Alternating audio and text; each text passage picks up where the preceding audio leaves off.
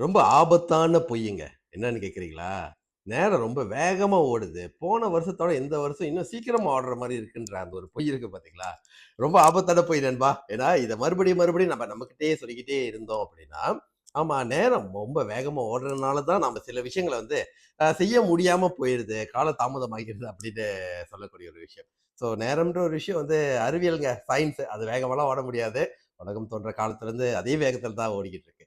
ஆனா நம்மளுக்கு அந்த உணர்வு இருக்கு பாத்தீங்களா? அதாவது நேரம் ரொம்ப வேகமாக ஓடுற மாரின்ற உணர்வு. ஈவன் இப்ப கூட இப்பதான் புத்தாண்டு வாழ்த்துக்கள்ன்னு சொல்லி இன்னும் முடிக்கல.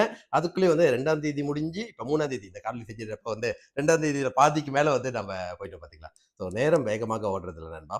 ஆனா, நம்ம நெறைய நேரங்கள்ல ஏதாவது விஷயத்த செய்யணும்னா, சரி அத யோசிச்சு, யோசிச்சு அத செய்யாம இருக்கக்கூடிய விஷயங்கள் தான் அது வந்து நம்மளுக்கு அந்த உணர்வு வந்து கொடுக்குது. ஸோ இந்த வருடம் ஒரு விஷயத்த நல்லா தெளிவா முடிவு பண்ணிட்டீங்க.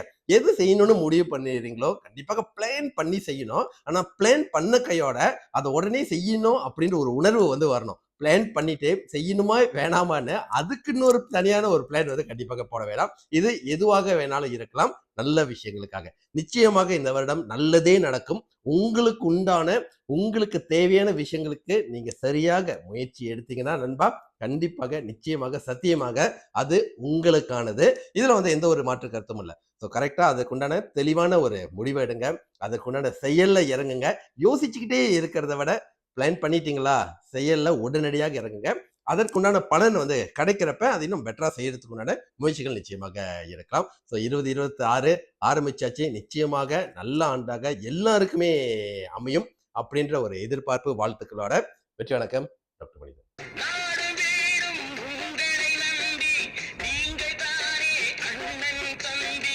எதையுமே தாங்கிடும் இதயம் என்ன